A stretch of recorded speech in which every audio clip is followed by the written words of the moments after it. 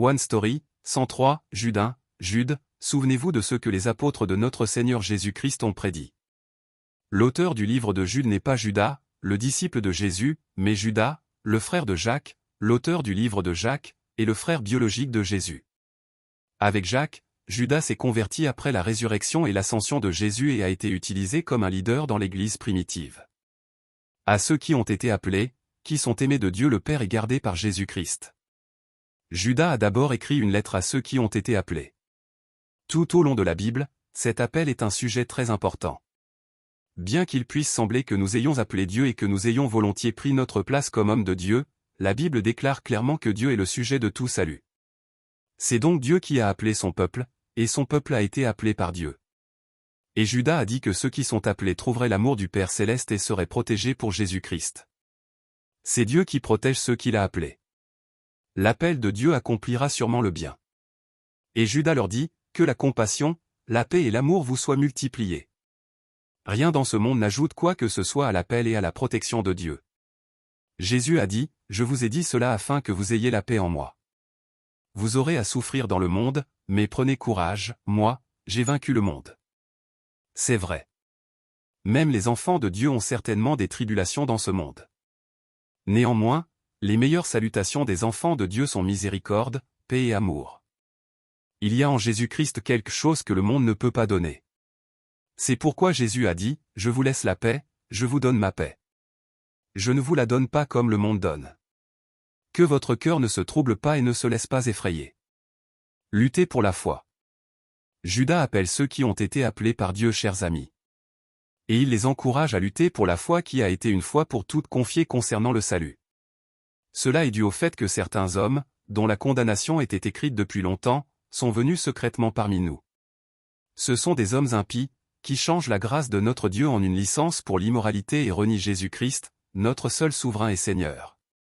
Le Seigneur a délivré son peuple d'Égypte, mais a ensuite détruit ceux qui n'ont pas cru, et les anges qui n'ont pas gardé leur autorité mais ont abandonné leur propre demeure ont été maintenus dans les ténèbres, liés de chaînes éternelles pour le jugement du grand jour.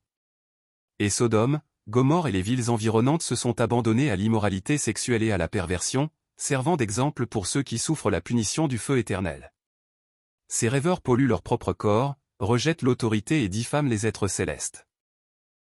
Judas a aussi dit que l'archange Michel, or, lorsqu'il discutait avec le diable et lui disputait le corps de Moïse, l'archange Michel n'a pas osé porter de jugement insultant contre lui mais a dit, « Que le Seigneur te punisse. » Eux, par contre, parlent d'une manière insultante de ce qu'ils ne connaissent pas et se détruisent par tout ce qu'ils savent d'instinct, comme des bêtes sans raison. Malheur à eux, car ils ont suivi la voie de Caïn, ils se sont jetés pour un salaire dans l'égarement de Balaam, ils se sont perdus en se révoltant comme Cor. Ce sont des écueils dans vos agapes, où ils festoient sans scrupule et ne prennent soin que d'eux-mêmes. Ce sont des nuages sans eau emportés par les vents, des arbres d'automne sans fruits, 2 fois morts, déracinés, des vagues furieuses de la mer qui rejettent l'écume de leurs impuretés, des astres errants auxquels l'obscurité des ténèbres est réservée pour l'éternité. Le 7e fils d'Adam, Enoch, prophétisa de ces hommes, c'est aussi pour eux qu'Enoch, le 7e depuis Adam, a prophétisé en ces termes, « Voici que le Seigneur est venu avec ses saintes troupes pour exercer un jugement contre tous et pour faire rendre compte à tous les impies qui sont parmi eux, de tous les actes d'impiété qu'ils ont commis et de toutes les paroles dures qu'en pécheurs impies ils ont proférées contre lui. » Toujours mécontents, ces hommes se plaignent sans cesse de leur sort et marchent suivant leurs désirs, ils tiennent de grands discours et flattent les gens par intérêt. Gardez-vous dans l'amour de Dieu, en attendant la miséricorde de notre Seigneur Jésus-Christ qui vous conduira à la vie éternelle. À la fin, Judas dit, « Quant à vous, bien-aimés, souvenez-vous de ce que les apôtres de notre Seigneur Jésus-Christ ont annoncé. » Cela signifiait se tenir fermement sur la parole de Dieu. Parce qu'ils diront au peuple de Dieu, à la fin des temps il y aura des moqueurs qui vivront en suivant leurs désirs impies, car ce sont des hommes qui divisent, qui suivent des instincts naturels et non pas l'esprit. C'est pourquoi Judas dit, « Quant à vous, bien-aimés, édifiez-vous vous-même sur votre très sainte foi et priez par le Saint-Esprit.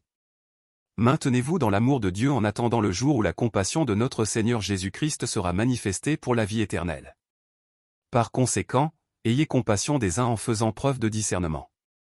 Quant aux autres, sauvez-les avec crainte en les arrachant au feu, en détestant jusqu'aux vêtements souillés par leur contact. À celui qui peut vous garder de tomber et vous présenter sans reproche devant sa gloire, avec une grande joie. Enfin, Judas parle encore une fois de l'œuvre souveraine de Dieu et de sa protection.